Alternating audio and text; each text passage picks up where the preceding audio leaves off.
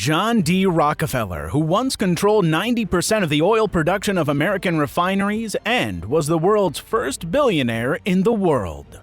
Rockefeller would still top the Forbes list of billionaires with an inflation-adjusted worth of around $500 billion. Let's have a closer look at how John D. Rockefeller spent $500 billion in his lifetime. The success of John D. Rockefeller's Standard Oil Company made him the world's first billionaire and a well-known philanthropist. His money-making abilities were greatly admired on Wall Street. On the other hand, journalists exposed his unethical business practices, and his charity left a legacy of generosity.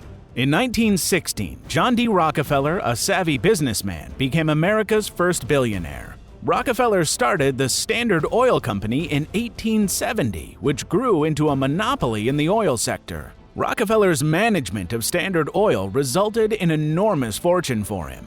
Rockefeller dropped out of high school in 1855 and enrolled at Folsom Mercantile College. The 16-year-old Rockefeller landed a bookkeeping job with Hewitt & Tuttle, a commission merchant and produce shipper, after finishing the business course in 3 months. From his bookkeeping job, Rockefeller was able to save $1,000 in 4 years. In 1859, he combined this money with a $1,000 loan from his father to start his commodities brokerage partnership with his classmate and friend Maurice B. Clark. This was the beginning of Rockefeller's business journey. Unlike other wealthy businessmen, John D. Rockefeller avoided stardom and remained low-key. He lived simple and reinvested his profits in the business to make it bigger.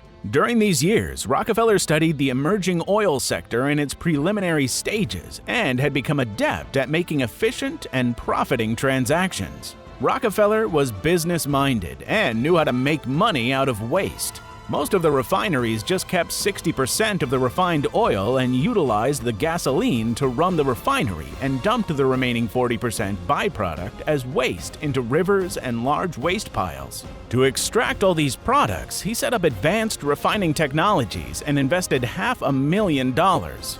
Rockefeller sold these byproducts as lubricating oil, petroleum jelly, and paraffin wax. He made money by selling tar for paving and naphtha to gas plants. Not only that, he invested his profits to set up in-house production of barrels and also recruited plumbers to lower pipe-laying costs. By doing so, he saved $3 to $5 and was able to compete for price against his competitors.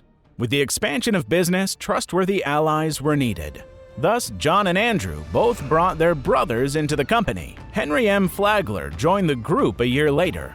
The company grew. Rockefeller established the Standard Oil Company in 1870 as its president. Under the management of John D. Rockefeller, the Standard Oil Company and its partners had become wealthy. They aspired to even greater prosperity. John D. Rockefeller proposed a plan to monopolize the business. Star Oil Company, with a few other significant refineries, collaborated with major railways and formed the South Improvement Corporation in 1871 as a secret holding company. The SIC granted major refineries in its alliance transit discounts, but charged independent oil refineries more money to move their commodities along the routes. This was a clear attempt to kill the smaller refineries economically. When this deal came to the limelight, competitors convinced the Pennsylvania legislature and revoked the SIC's charter in this, and illegitimately proved that no shipments were made under this arrangement. As the smaller refineries were economically torn, Rockefeller acquired more of its competition in Cleveland in less than 2 months by spending millions of dollars.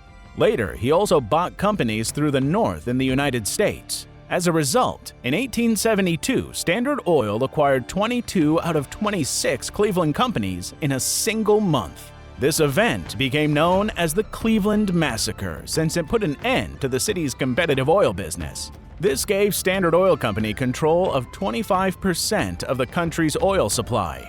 Sparking a public outrage, Standard Oil Company was named an octopus by the media.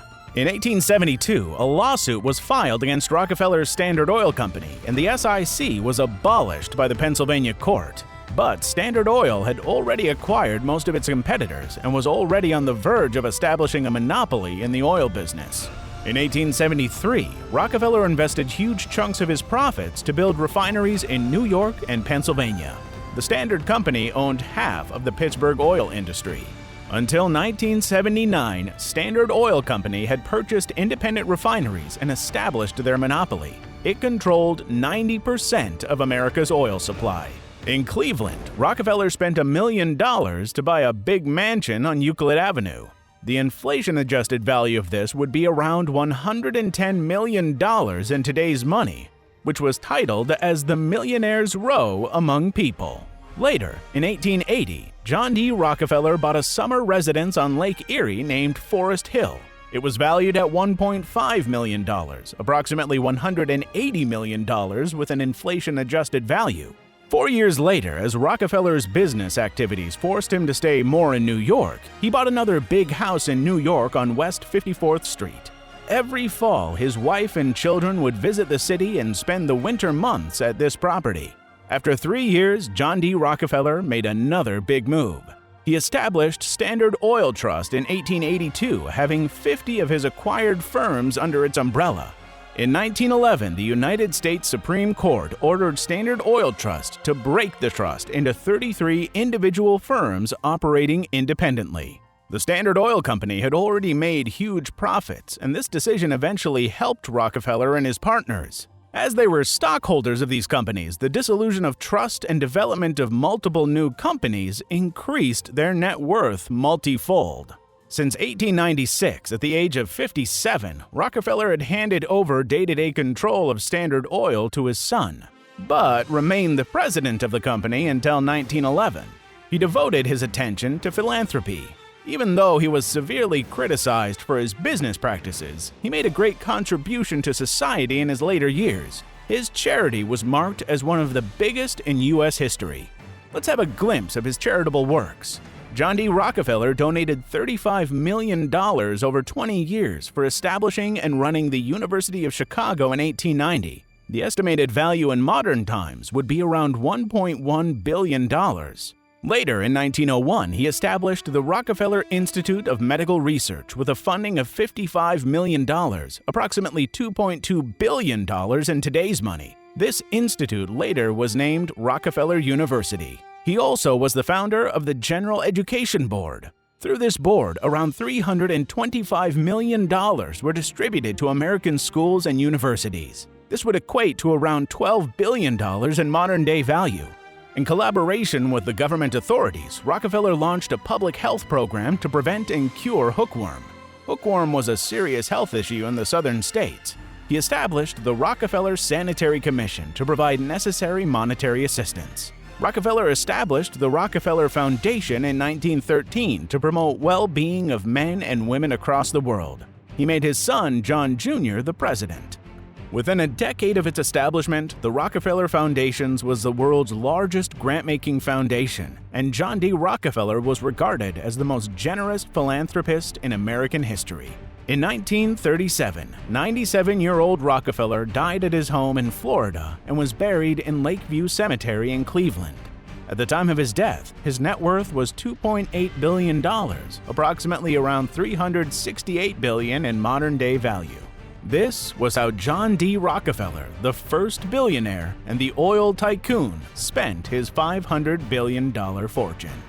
Hope you enjoyed the video. Share it with your friend who would love to know about the Rockefellers and their amazing business empire. Subscribe to our channel and click the notification button so that you don't miss out on such interesting videos.